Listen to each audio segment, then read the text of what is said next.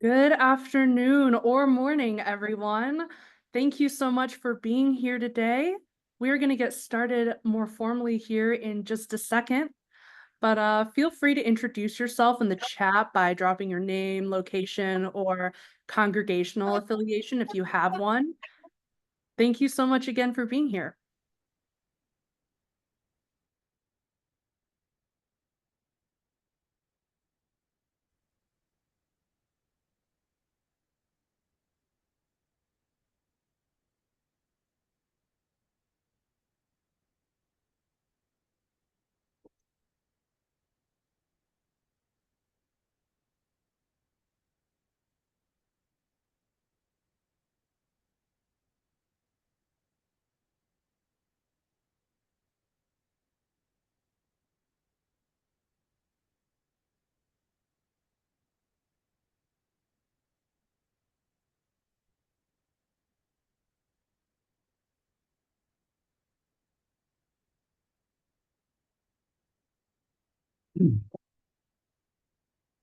Hello, everyone, and welcome to Plug into the Future EV Charging for Congregations.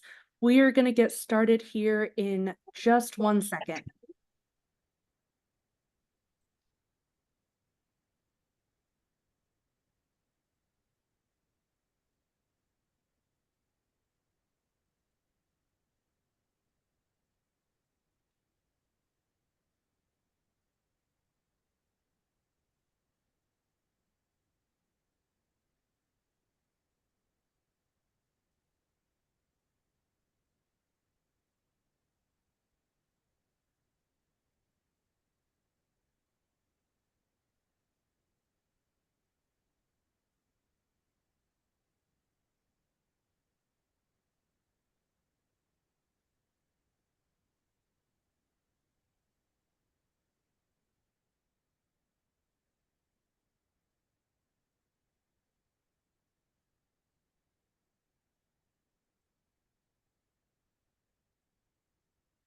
All right, everyone. Good morning or afternoon again.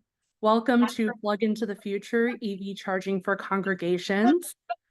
My name is Eileen McKeevers, and I work as the Clean Transportation Organizer at Interfaith Power and Light. Thank you so much for joining us again. We really appreciate you being here, your support, and your interest in this really interesting and important topic. I'm going to hand it over to my co-host, Carla, so she can introduce herself. Hello, everyone. I am Carla Stoltzfus-Detweiler, Climate Justice Coordinator for Mennonite Church USA, and we are so pleased to partner with Interfaith Power and Light on this webinar today. We are happy to support the transition to renewable energy and electric vehicle charging stations through Mennonite Church USA's Net Zero Energy Fund, and we are working on a net zero energy electric vehicle charging guide for congregations that we'll be sharing, making available soon. I'm really happy to be with you here to engage this topic, and also happy to have with us Russell DeYoung, who is the founder of our Net Zero Energy Grant. So thanks for everyone for joining us here today. Okay, so today we're going to be taking a deep dive into congregational EV charging and how your house of worship can help improve air quality and safeguard our climate by installing EV chargers on your property. We're going to be talking about how to choose the right charger, access funding from different sources, and garner congregational support. Also, I do want to mention that both Interfaith Power and Light and Mennonite Church USA are actually launching handy written guides to help support congregations looking to install EV chargers. So these guides are going to be linked in the chat, and they'll also be sent out again with the recording of the webinar either later today or tomorrow. Just a couple of housekeeping things before we begin. Please use the Q&A feature for questions. You can drop your questions in as we go, and we'll get to them at the end of the discussion. And so please use the Q&A feature for questions only, and use the chat for any other comments, which we very much welcome. And of course, we will be sharing the recording of the webinar and the links and other resources via email with you tomorrow. And for now, I think I'm going to hand it over to our first speaker, Steve. Thank you so much, Steve. Take it away. Thanks, Eileen. My name is Steve Bertman. I'm coming to you from Kalamazoo, Michigan. I'm going to tell you a little bit about the EV charger that we installed in 2021. But I guess I was tasked to set the stage a little bit about why we're even here and why we're thinking about this. So it should come as no surprise to anyone on this call. I imagine that we are in a climate crisis, and we're just at the beginning of it. So we're working hard to become as resilient as we can to adapt to our new climate that we can expect in the future. And next slide, Bill.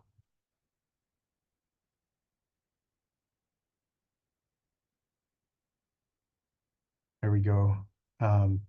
So here's just a quick snapshot. This should be of no surprise, but the last time that Earth's temperature was lower than the 20th century average was in 1976, which was the year of my bar mitzvah, and also the year that I watched Mark Fidrich pitch in old Tiger Stadium in Detroit. So it was quite a long time ago. Since 1976, global temperatures have steadily risen to the point where now, 2023 was officially the warmest year on record, and we're on pace to exceed that now. What the consequence of that, of course, on the next slide is that all of that extra heat in our Earth system is changing our climate. And this is just one of many images you could find about the recent hurricane in North Carolina. Of course, hurricanes have happened for a long time, but they're happening with increased intensity, as are many of the storms that we are experiencing now. So just one example of how our climate is changing as a result of that additional heat due to burning of fossil fuels. On the next slide, and I guess there we go.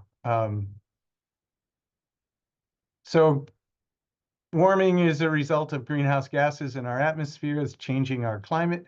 Greenhouse gases result largely, at least approximately 80%, from burning fossil fuels.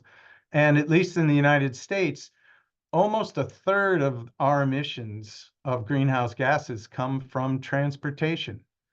And so in the next, next poke. How do we address this? We need to move away from fossil fuels. And the easiest way, or the most effective way to do that, is to electrify our economy, to move away from directly burning fossil fuels for our energy source. There are some things that are easier to do that with than others, and transportation is one of the easiest. So next slide. We're here to talk about why drive electric. Why do we need EV chargers? Because we should drive electric vehicles. Why? Next. To help mitigate climate change, like I just mentioned. Next. But just as importantly, electric technology for transportation is simply a superior technology. And so here I compare the unbelievable complexity of an internal combustion engine with all of its systems and backups and catch-ups versus a single electric motor. Next slide. The bottom line is burning fuels like fossil fuels is inherently inefficient. Next. More than 2/3, this is an astounding stat, I think. More than 2/3 of the energy when you burn a fossil fuel is lost as heat into the environment. That is, it's wasted. Next. So I'm going to compare now an internal combustion gas engine. On average, only 18% of the energy in the fuel is actually converted into motion of the car. 82% of that energy is wasted. In contrast, next, an electric vehicle, 83% of that the energy in the fuel goes into moving the car down the road. Only 17% of it is wasted. A huge, huge efficiency improvement. Next. So the result of that is that EVs need to store only 20% as much fuel, if you will, to move the car the same distance. So we haul around gallons of gasoline, much of which is wasted. Next. So this is just some of the advantages of electric vehicles over internal combustion. Better for the environment, not just for greenhouse gas emissions, but local air pollution. It's actually much cheaper to fuel, way less regular maintenance required because we don't have all of those systems that are required to make gasoline engines palatable. There's no exhaust system, there's no oil system, there's so on and so forth. They're very fun to drive, much quieter to drive, and they're actually safer from the standpoint of stability, and you're not hauling around flammable liquid. Next slide. In this slide, I show that while currently EVs are slightly more expensive to buy up front because of the cheaper cost of electricity, you break even at about 4 or 5 years of owning the car. And this is for 2 cars of comparable size. So we're here to talk about EV chargers, and they're probably charging is one of the newest or the biggest new things, I guess, for people who haven't driven one. So in the next slide, just a very quick overview of what the charging options are. You can charge an electric vehicle from any ordinary household plug. So there are these different levels of charging. Level 1 charging is the slowest. You get 4 to 6 miles of range for every hour that you charge. Level 2 chargers, higher voltage, you get faster charge, 25 to 40 miles of range. And then for long distance driving, there are fast chargers, or otherwise known as DC fast chargers, where you can get, depending on your car and the station that you're in, that you drive up to 100 to 600 miles of range in an hour. So different levels. The most of the public chargers that I'm aware of at congregations are level 2 chargers. And then in the next slide, I'll tell you very briefly, because I think my time is up, about our operation here at Temple B'nai Israel in Kalamazoo. Next, we installed 2 level 2 chargers in 2021. This is a picture of me and my rabbi charging up cars. And I'm standing in front of the charger, but this is the only picture I could find. Next bullet. We took advantage of our local power company's rebate plan of $5,000, which more or less paid for the entire installation because we were able to install our chargers very, very close to our electrical panel. That same program is now up to $7,500 rebate. And that will help to cover some of the expense of electrical operations that are more complicated than ours. Next bullet. I tried really hard to work out a deal with NLX, who was trying to, at the time, get into the American market, to say, you know, if I got a dozen houses of worship together to purchase electric vehicle chargers, would you give us a break?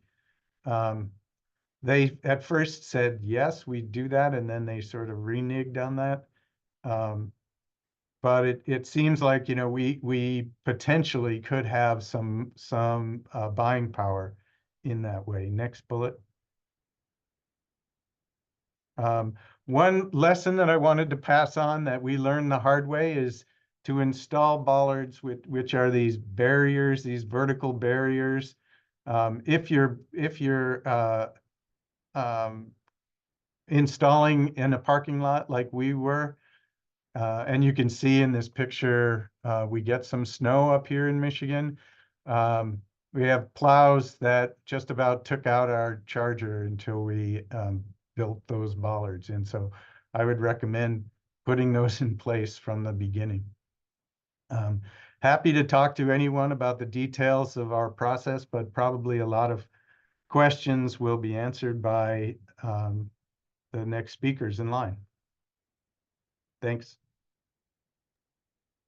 Thank you so much, Steve. All right, let's move on to our next speaker, Russell.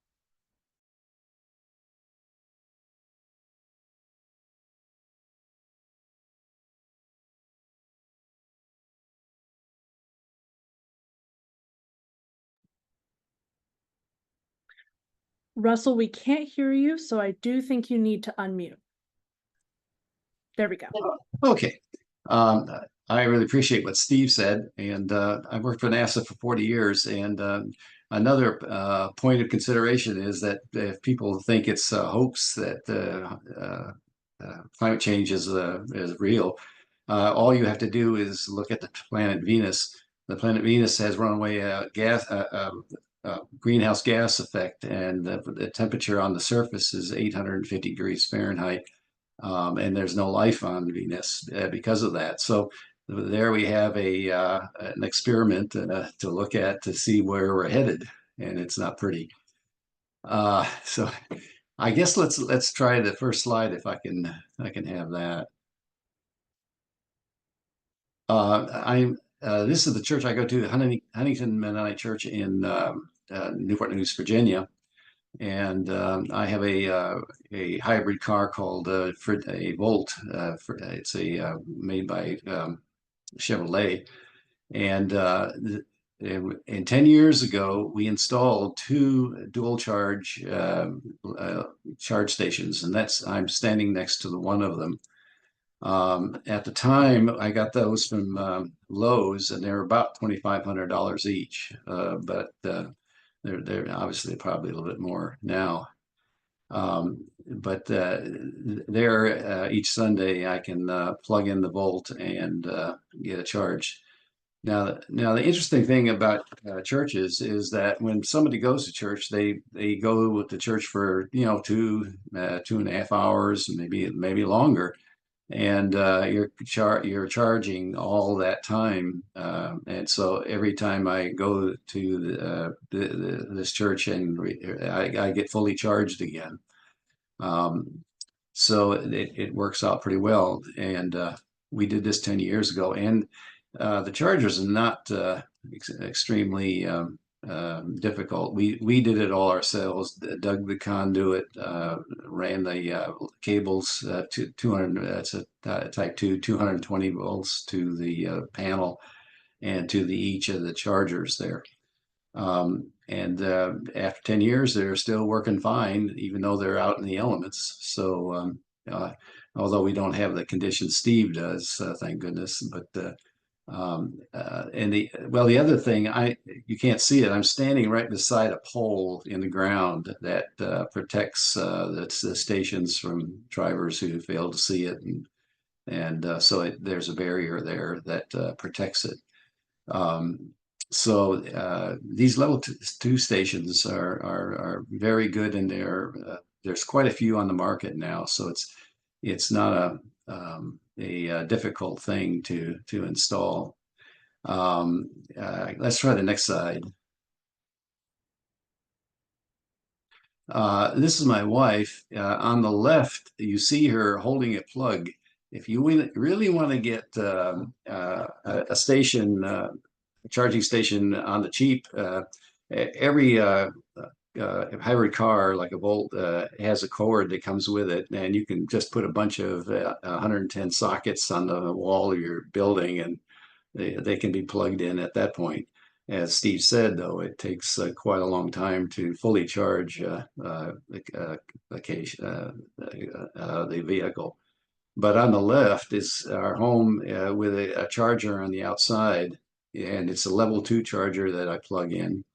And now if your car at your churches are near a wall, you might consider this. I've had this for probably 15 years, and it costs about $500-600. So it's much cheaper to do these kinds of installations. The trouble is they're only a single cable, but the cost is quite reasonable to use. So this is an option. Well, actually, both of these are options for churches, depending on the orientation of the building. Let's see. Is there another slide?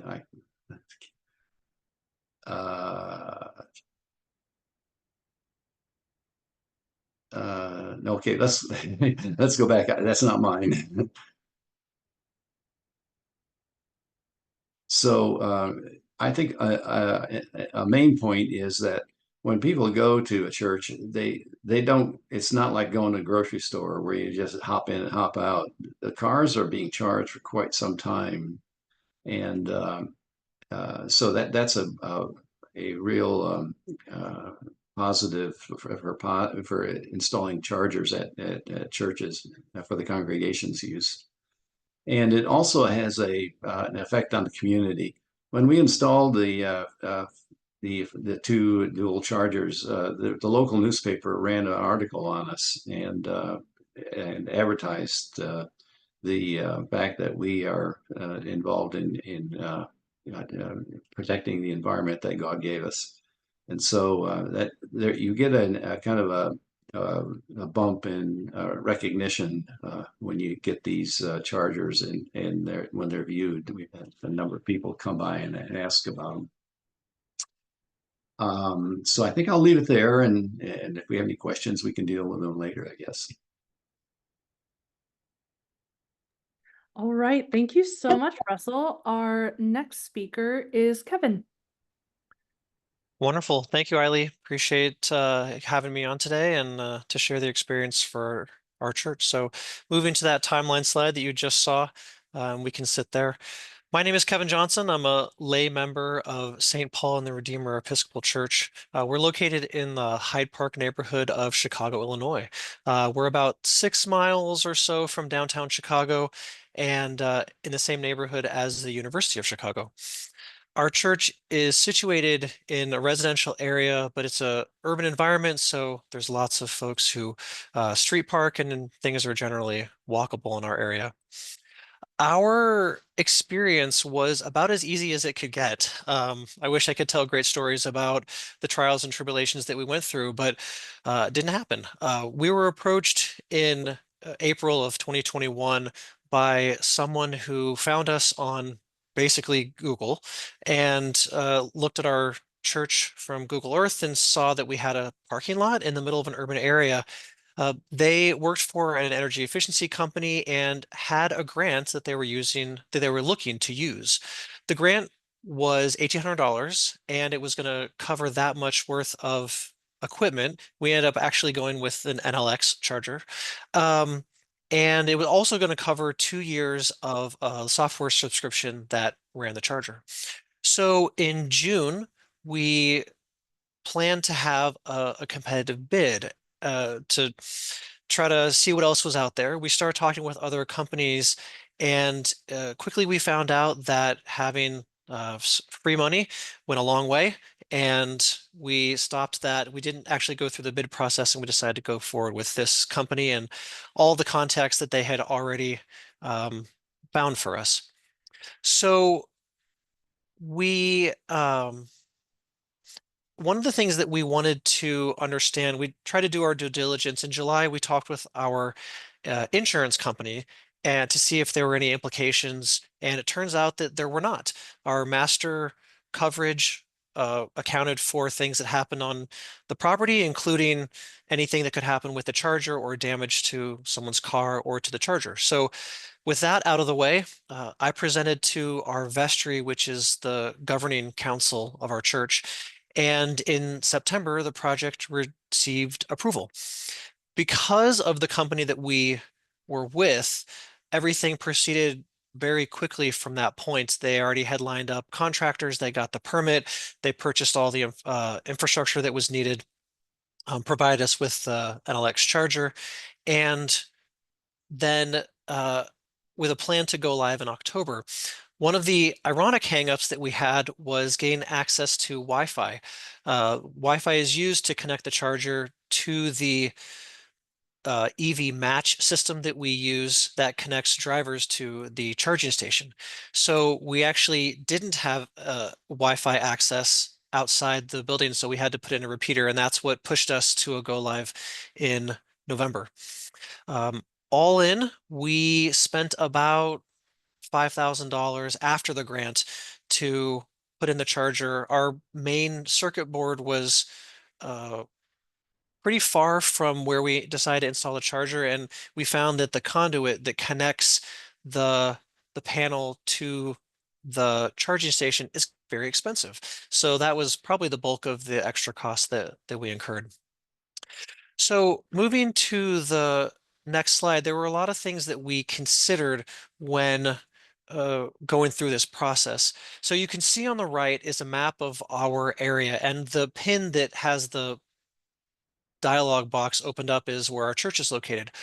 All the green pins are charging stations in the Hyde Park neighborhood. However, all of those charging stations except ours is not publicly accessible, either because it's in a private apartment complex or it is requires payment with those 3 chargers that you see on the left-hand side that are associated with the University of Chicago. Those are paid parking lots. So if you want to charge, you would have to pay the parking lot fee and then go in and charge. So that was one of the reasons why our site was chosen by the company that was looking to use that grant.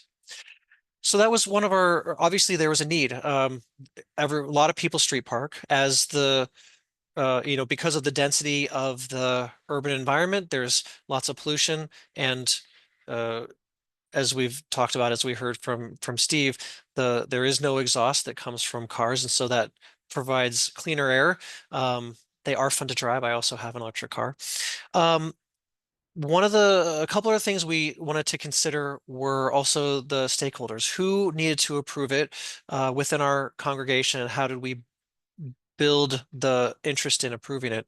So the process with our church is relatively simple. The rector, who's the leader of the church, has wide authority, but she did partner with the vestry, the governing council, the 2 wardens who lead the governing council, and together they all agreed it was part of our mission. As you can see there, we fashion ourselves as a congregation which seeks to mirror the radical hospitality practiced by Jesus, and opening up our space for this energy transition, this transportation transition was in line with that. We also needed a funding source. The vestry approved the amount of money that was needed. And one of the other things that we haven't really thought much about, or didn't think much about until the time came, was the cost of maintaining it. So as actually both Steve and Russell described, these are devices that are in the way of cars at times, and so we also had to build some protection for our charging station. So that was initial cost, but then when we have bumps and scratches, and for the EV Match software, that was another thing that was an ongoing cost. In addition to the person or people or group that would manage the build out of the charging station in addition to the ongoing maintenance. So there's a number of considerations that we had to think about. So what was the result? On the next slide, you can see that we have a relatively well utilized charging station. It remains the only accessible charging station in the Hyde Park neighborhood. Up to this point in the year, we have received about $1,000. We price our charging at about the cost of the electricity. So we don't, or we're not looking to make a profit. This is more of a mission-driven exercise. But you can price it. There's a wide variety of pricing for charging stations. If you look at the EV, the PlugShare website that was on the previous slide. We have charged, we've used about 1.7 megawatt hours of energy, and that is equivalent to about 1 month's of energy from our buildings. So it is a reasonable portion. It's noticeable on our electric bills, with another consideration as to what it would do to the cost of our electric bill. That represented about 500 charging sessions and 1 to 2 daily charging sessions on average. So if each charging session is about 2 to 4 hours, 1 to 2, you could say that we're about 10 to 20% utilized for our charging station, which on the surface isn't very much. It doesn't really seem like it's very much, but it is currently in line with averages, national averages for level 2 charging stations. We also had a little promo in the Hyde Park Herald, which is our local neighborhood newspaper, and there were a couple of other media releases related to this. So it did generate a little bit of interest. I know that our rector and our wardens were talking with other congregations in the area about doing something like this. And generally speaking, people appreciate that it's there. We have a handful of folks at the church who charge on a regular basis on Sundays, and then we can't see the data specifically, but we're estimating 1 or 2 people who are those daily charger folks who maybe commute. The average is 40 miles a day, plug their cars in for a couple hours, get the rest, get their car back up to what it needs to be at for them to commute the next day. So we're excited to have this. We have the option of adding another charger to this post and to the conduit that we've already put in, and we're in discussion about doing that. And of course, as electric charging, electric vehicles becomes more mainstream, we anticipate the station will be a little bit more popular. But we are following the mission of protecting the creation that we all live in, and we're really pleased that this has been a successful project for us. Thanks, everyone, and I'm going to stay on for a little bit longer to try to answer questions if they come through. Appreciate the time. Thank you so much, Kevin. On to our last speaker, but certainly not least, Pastor John. Go ahead. Hi, everyone. John Nelson from the Congregational Church of Salisbury in Salisbury, Connecticut. And Bill, could you just go to the first slide? The EV charger that we just installed last week and is not yet online, it has yet to be commissioned, is actually the smallest part of a large energy efficiency project. I'm going to give a very quick thumbnail sketch of that project and say a little bit more about the charger. It began quite a few years ago with our Board of Christian Action, which is our outreach group in this congregation, pushing to make the congregation much greener in its handling of paper goods, disposables, getting towards sustainable things, recyclable things, and so on. That is kind of low-hanging fruit, of course, for sustainability projects.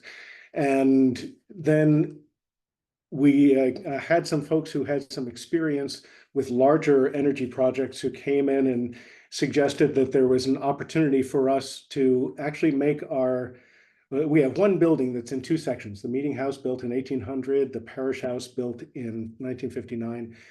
And the suggestion was that those can be made net zero, meaning that we are producing as much energy as we are using and essentially drawing nothing from fossil fuels.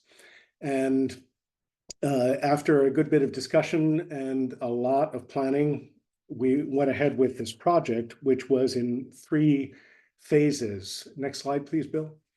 The first phase was to convert all of the lighting within the facility to LED lighting, which dramatically cut that particular utility expense. And the reason that that was the first stage was that it was necessary to make those changes before we could actually measure what the electric draw was from the building and add to our current usage of electricity what it would cost to operate heat pumps that would replace 3 different oil burning furnaces that were in the facility. That was a good bit of calculation. It would have been beyond the expertise of anyone in this congregation. We hired a consultant who specializes in these kinds of projects. A bit of an expense, but more than paid for itself in the overall budget. Once the lighting project was done, next slide, please. We calculated the size of a solar array that would be needed in order to thank you right there, to generate enough electricity to drive all of our electric usage, lighting, utilities, computers, everything, including the new heat pumps and the air handlers that were also an important part of this project to keep air fresh and keep the building really safe. That turned out to be a 42 kilowatt array, and you can see it installed here. We had a little bit of doing to get this approved by our local historic district commission. It took quite a few meetings and a lot of preparation to convince them that this would not be highly visible from the street and would not really distort the appearance of a historic district. And we did eventually get that approval, which was crucial for enabling us to do the project. And removed all the oil burning furnaces, put in the heat pumps. We did preserve one fossil fuel furnace, one that is powered by propane, and it is simply as a backup if electricity fails. It won't be used otherwise, except to fire it occasionally just to make certain that it's operating. But otherwise, we will be pulling power from the grid and then returning it from what we produce from the panels. And then finally, just last week, we installed an EV charger. Next slide. Actually, the next slide shows the heat pumps from the exterior and the air handler. And then the final slide, please, if you would, Bill. So we installed a 2-headed level 2 charger. It has yet to be commissioned. I expect later this week or next week it'll be operational. Our trustees have not yet settled on what we will be charging for the electricity. I think very much like the last speaker, we're likely to charge about at the level of average level of electricity in the area. We're not looking for this to be a moneymaker. And we will see how it plays out with, it will be freely available to the community. That's on a public street where you see it just outside our building. We only have, I think, 4 folks in the congregation, including me, who drive EVs and will make regular use of it. But perhaps there'll be more adoption as we go along, and perhaps we'll be able to install more. Incidentally, we did have to go to the Historic District Commission for this portion of the project again. And one of the things that seemed, if not entirely persuasive, at least helpful to them, was to hear our kind of analysis that an EV charger like this is essentially an equivalent to a hitching post that might have been outside of this building in 1800 when it was built. They were at least amused by a sort of fanciful historic analogy. Anyway, we did win approval to have it installed and look forward to it being operational soon. The last thing I'll say is about funding. We are fortunate to be a church that has a substantial endowment, and our trustees were able to commit close to $500,000 for this project, having been presented with data that shows that that money will essentially be regenerated within about a 15 to 17 year period by the absence of utility charges. So financially, it made good sense. And of course, environmentally, ecologically, in every thoughtful way, it makes good sense. The other thing that helped with funding is that our consultant was able to get substantial incentives from utility companies and from government sources. This incentives from the utility companies covered the full cost of this charger. So essentially, we were able to install it without any charge to the church. And I'll stop there. Okay, thank you so much, Pastor John, and thank you so much to all of our speakers for your awesome presentations. I actually want to welcome Rosa from Plug in America, who is kindly sponsoring this webinar to talk a little bit about their new workplace EV charger certification program. So, Rosa, whenever you're ready. Thank you, Leah. So great to be here. My name is Rosa Mitsumasu. If we can move to the next slide, please. And I'm with Plug in America, and I'm going to be talking about EV adoption leadership, a new certification program managed by Ford and funded by the U.S. Department of Energy. And I'm also going to talk about workplace charging. So next slide, please. So I've heard so many excellent things, so many initiatives taking place right now when it comes to clean energy, increasing access to EV charging. So this was just an excellent way for us to support and sponsor and bring attention to the importance of workplace charging. So as you may know, workplaces are the second most likely location for EV drivers to charge because so many people are still commuting, driving to work and just parking their vehicles. So anybody here in the audience, anyone that either any congregations that employ people, anyone that is still working and engaged in their workplace, this is something that hopefully interests you. We're looking to have 1.3 million workplace charging stations to be able to meet the infrastructure requirements for EVs on the roads by 2030. Next slide. So we know that when workplace charging is offered, people use it. According to Plug in America's 2023 EV driver survey report, over 25% of EV drivers using workplace charging reported using it weekly, and nearly another 25% reported using it daily. So we know it's something that people like to use to fuel their EVs. Next slide. So when we're talking to our employers or we're trying to evaluate offering this opportunity to our employees, why would an employer want to offer EV charging? First of all, it's because it's giving access to a lot of people that cannot really consider EVs right now because they don't have charging at home. So having access to charge at work gives them an opportunity to have a primary location. So it opens a huge door, which is charging is one of the biggest barriers. Second, it provides assurance and convenience for drivers of plug-in hybrid vehicles and BEVs with short ranges. It also is an opportunity to provide employee communal benefits at fairly low cost, continues to enable organizations, congregations, and individuals to demonstrate the commitment to sustainability, increases property value, and enables dual charging modes for fleets and employees. Next, please. So this is how EV Adoption Leadership Certification was born. It was inspired by the LEED Building Certification. Many of you may be familiar with it. It was a certification by the Green Building Institute over 20 years ago that brought a lot of awareness to sustainability in the built environment.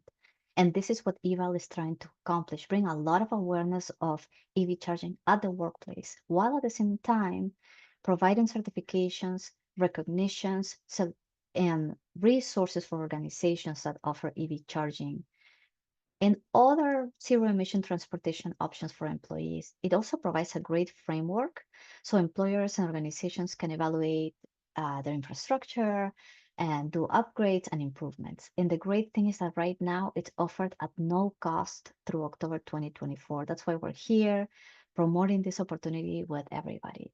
Next slide, please. So the certification is great. It's on evalcertification.org. Everything is online, so anybody can go in, go on the certification tab, register, and learn how the certification works. And also, it takes less than an hour to complete. Plug in America, we got certified, and it was a really streamlined processes. I just want to clarify, it's not just for businesses, it's for all employers. Next slide. So just to summarize, right now it's offered at no cost through October 31st. And I'm just here to encourage all of our early adopters to sign up for free starting November 1st. It's going to cost hundreds of dollars. And we just want to make sure it's accessible for everybody. It does not require recertification like other programs. So once you have it one time, you're all set. Next slide. And that's it. I invite everybody to register for free and to contact me if you have any questions. I'm going to drop my email in the chat. But this is all from me. Thank you. Thanks, everybody. I appreciate it. Okay, thank you so much, Rosa. And thank you again to Plug in America for sponsoring this webinar. We really appreciate you. So let's move into a little bit of Q&A before we close out the webinar. I see lots of questions in the Q&A. Thank you so much for asking and being curious. So I do see a lot of questions about charging for charging. No pun intended. So I would love to hear Russell or John or Steve's take on, is your charger open to the public? Are you charging for it at all? Are you charging a nominal fee? What does that look like at your congregation?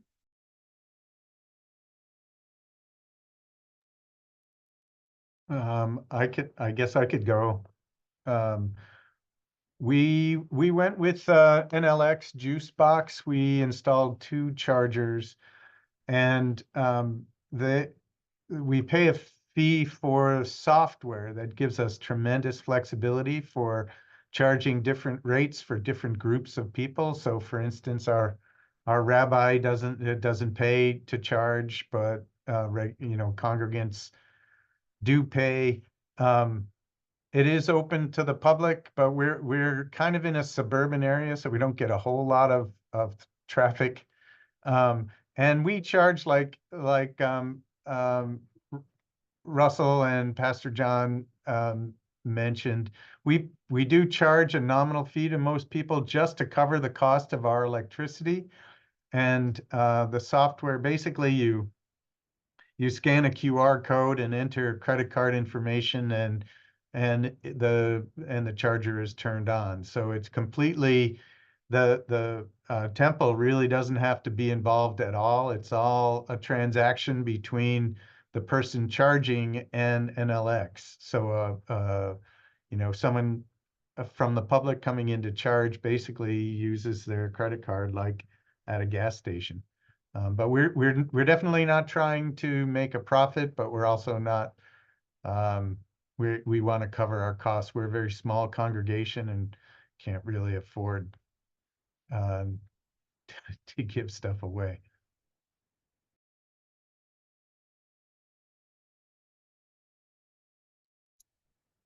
Russell or John, any thoughts on charging for charging?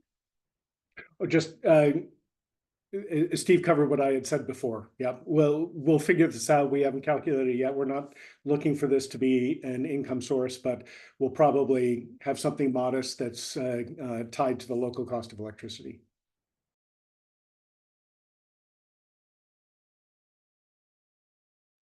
Okay. I also see a couple questions in the Q&A about potential security concerns, charger vandalism, which I know can be an issue in kind of larger charger networks. So have any of your congregations run into that? And if so, how have you dealt with it?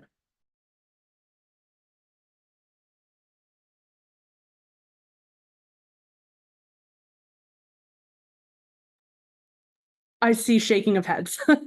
Yeah, we've had no vandalism other than the snowplow, but that was on us. In the past week, no vandalism. That makes sense. Okay.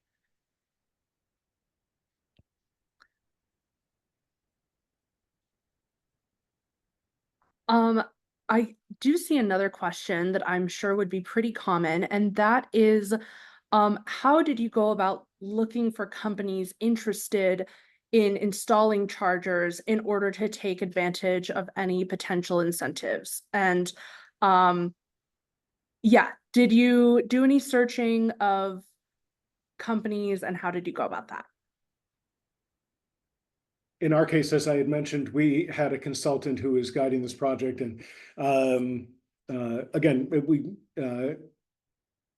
he was not inexpensive, but absolutely worth every penny. And he did all of that research and brought to us a couple of companies. And when we looked at the pricing structure, it was really clear which one would be the best choice.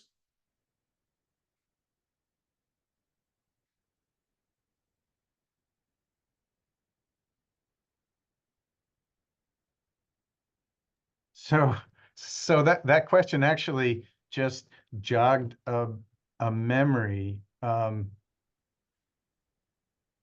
I haven't thought about for years. But there was a company that was actually contracted by our local power company, Consumers Energy.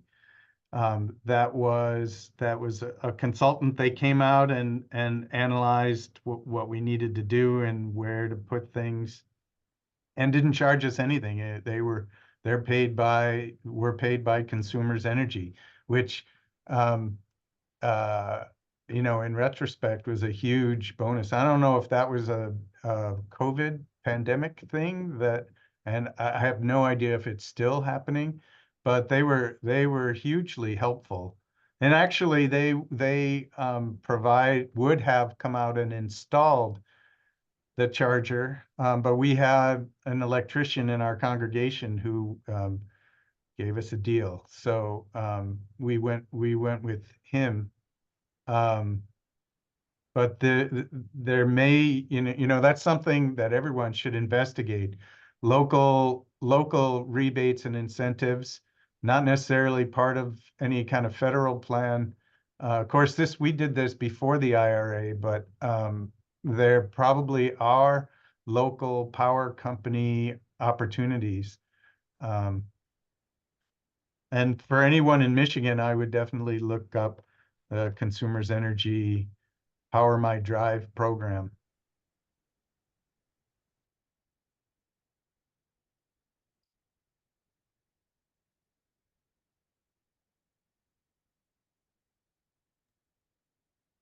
Okay, I think we've time for maybe one or two more questions. I do want to ask, did any of you have to upgrade your electrical panel? Because I do know that that can be a potentially prohibitive cost for some congregations. So did any of y'all have to go through that? And if so, how much did that cost?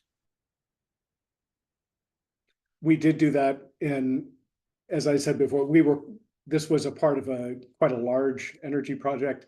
I would have to do a good bit of digging to find out what the actual charge was, but basically we were putting in new panels for the solar grid and for the heat pumps, and everything was being significantly expanded. This was a relatively small part of that.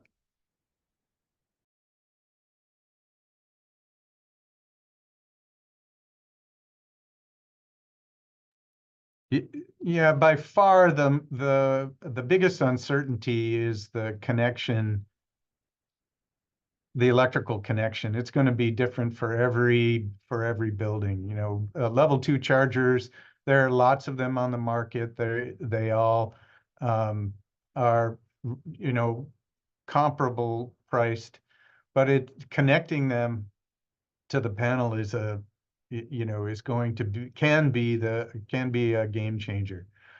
We got lucky. We had just enough room in our panel to run these relatively small level 2 chargers. But if we wanted to put in any more, we would have to expand. It really, consulting with an electrician before you even get started probably is a wise thing to think about doing, just to make sure that that power is accessible and that it's easy to access and there's room. Otherwise, it can be expensive unless it's, as Pastor John mentioned, unless it's part of a major overhaul.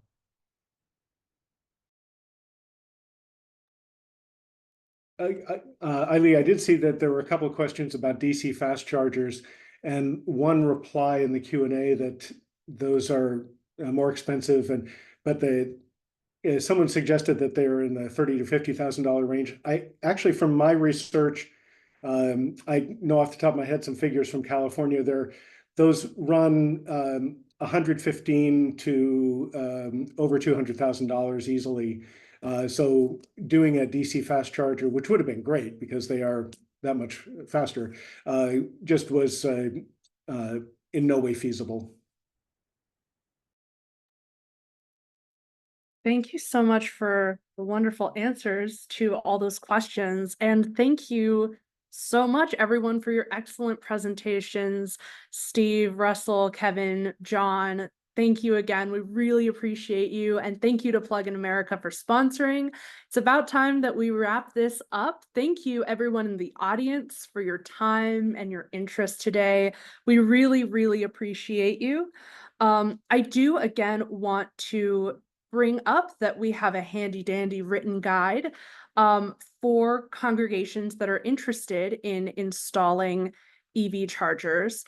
I did want to mention that this guide, the link to which I'm dropping in the chat right now, is a first draft, and we are actually looking for feedback from any willing individuals or congregations on it until October 17th.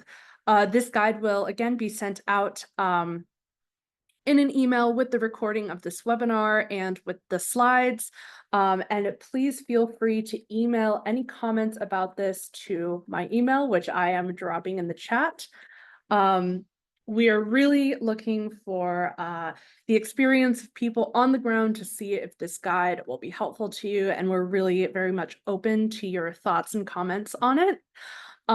We do also have dedicated Inflation Reduction Act funding information in case you're looking for information about that. And I see that Bill has dropped that information into the chat. Thank you so much, Bill. And of course, IPL is absolutely dedicated to advocating for a rapid transition to clean and accessible EVs. We do also work to support other forms of transit like public transportation and walking and biking infrastructure. And we do understand that these types of transportation are essential for a safe climate future. So we also work in auto accountability, and we are currently working on calling on Toyota to go 100% electric by 2035 with a focus on small, accessible, and affordable vehicles. And I am dropping in a link to sign the petition directed at Toyota. And I will hand it over to Carla in case you have any last comments. Just want to also echo gratitude to our presenters for providing so much good foundational work, as well as some just nuts and bolts about how congregations can go about supporting electric vehicles with charging stations on your properties. We also are publishing a guide in by the end of October. We will have a guide available on the Mennonite Church USA website, and would like to offer that, make that available for folks as well. Hey, well, thank you so much, everyone, for attending today and being a part of this really important conversation. And again, Thank you to all our speakers for your passion for clean transportation and your really informative presentations. I am so grateful for all of you.